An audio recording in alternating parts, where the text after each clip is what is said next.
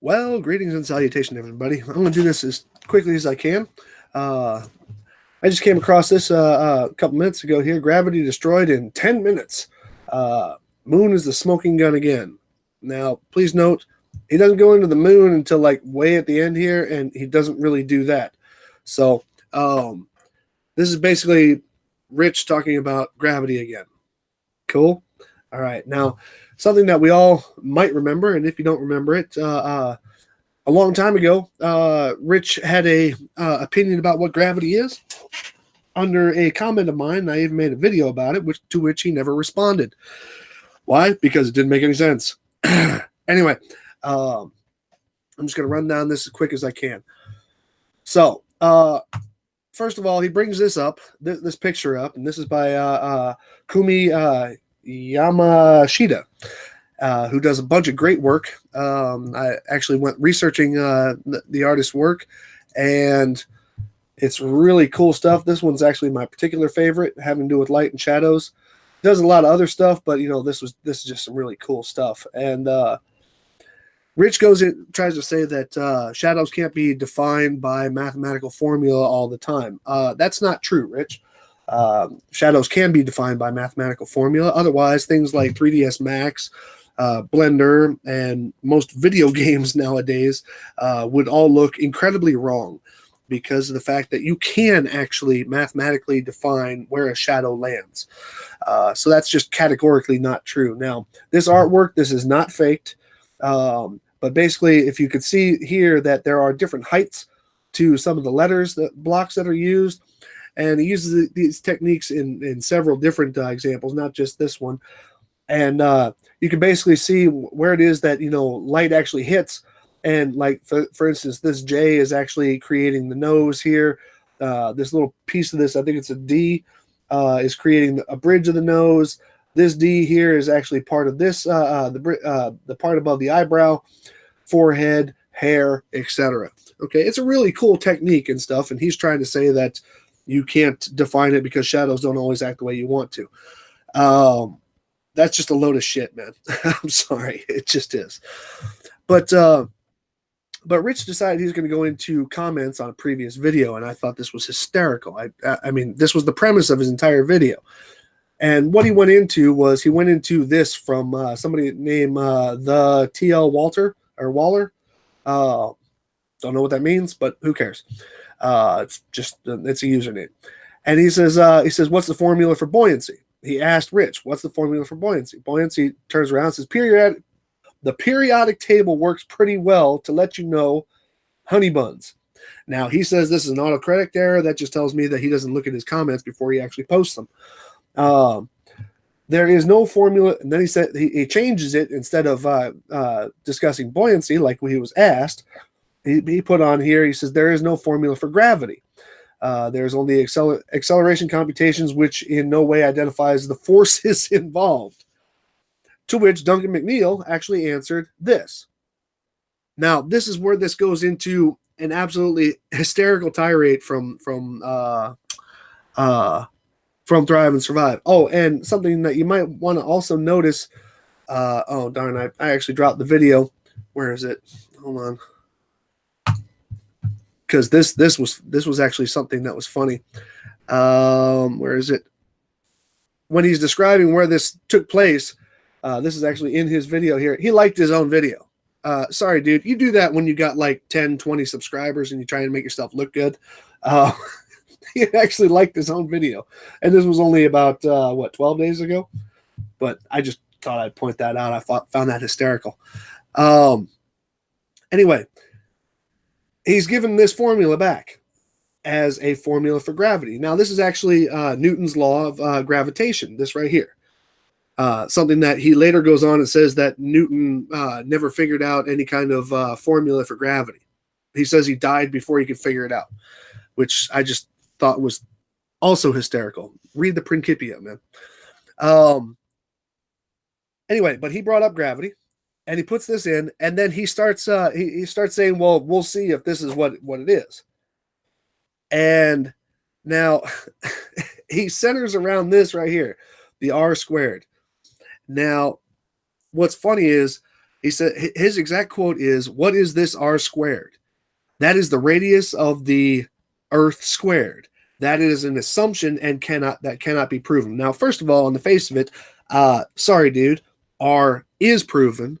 Just people like you and Nathan Oakley and idiots like you guys actually don't accept the proof that is actually there. So deal with it. But the r here has nothing to do with the radius of the Earth, man. Okay, has absolutely nothing to do with it. What it has to do with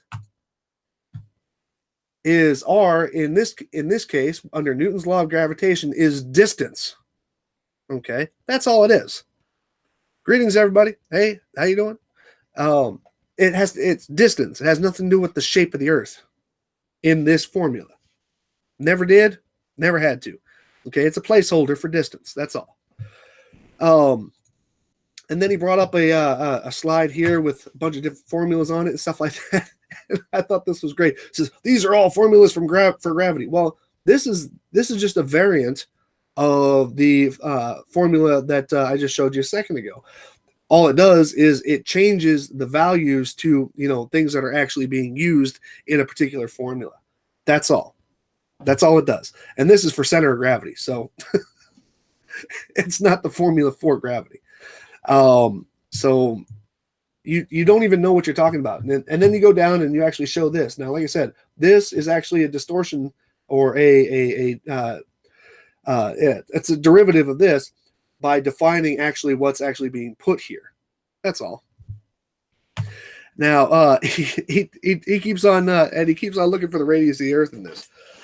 Now, he also says a fourth grader could take two gases of different densities and put them together and let you know that this was all bunk, he says. Yeah, good luck with that. First of all, you're not going to get that with the density of different gases, not in any way that you could actually observe. So, yeah, that doesn't make any sense, man. And he says Newton died without coming up with a formula for gravity. He's reading it. Okay, this is the formula for this is Newton's law of gravitation. And that's what he's reading. And he's read it and showed it a couple of times now. And so the rest of his video just goes on to attempt to discredit, without any proof of his own or any substitute for the observation of gravity. He tries to go on and just, insult gravity itself in the sense of just trying to just outright deny it. But I would just like to point out something here, okay, to the guy who is actually saying that gravity doesn't exist. This was a post that he put under a video, and I made a video about this. It's called Flat Earth Downhill. This is the address for it, where he said, where his definition of gravity, because we were talking about things going downhill, okay, he says, water flows downhill because it is pushed by the air pressure above it downward until it reaches an equilibrium between the two fluids. And the two fluids are air and water. This is, I mean, it leaves you speechless, man. It leaves you speechless because things move into the direction of the lower pressure, not because a higher pressure is pushing them. They move into the direction of the lower pressure.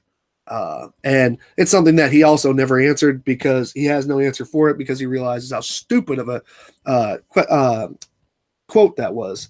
So, but I invite you to go ahead and look at the whole discussion that I had on it and my thoughts on this. Like I said, it's an old video. It's called Flat Earth Downhill. Here's the address for it. Rich, you're full of it, man.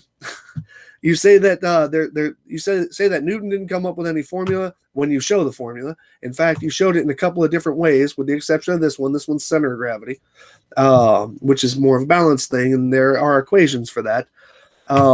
And you think that R, all you had to do was look up this formula. I mean, type it into Google. You'll land right at several sites that are going to tell you that is the formula given by Newton. And R stands for distance, not the radius of the Earth. Oh, and by the way, on the shadows thing, he gave out this angle or this formula for shadows. Not 100% sure where he got that from, but if you want it, here it is right here. But unfortunately, this simple calculation is actually the calculation for a shadow across a plane or across a flat surface, actually being laid out to a flat surface. Um, Obviously, it changes when the surface is at a different angle or if the surface has curves to it or whatever. So I just wanted to point all this out to you. That was my 10 minutes. And I really hope that Rich watches this, because I'm on pins and needles trying to hear what his answer is. By the way, me as an artist and me as a person who enjoys art, everybody make sure you stop by this site here. This is the artist who actually did the work in his opening example. Once again, him using without crediting the artist. That's kind of a bad idea there, Rich. You might want to stop doing that. But stop by this website. It's really awesome, the work that he's got, and you'll really enjoy it. Okay, so ladies and gents, that's all I got. And I really hope you guys have a great rest of your day.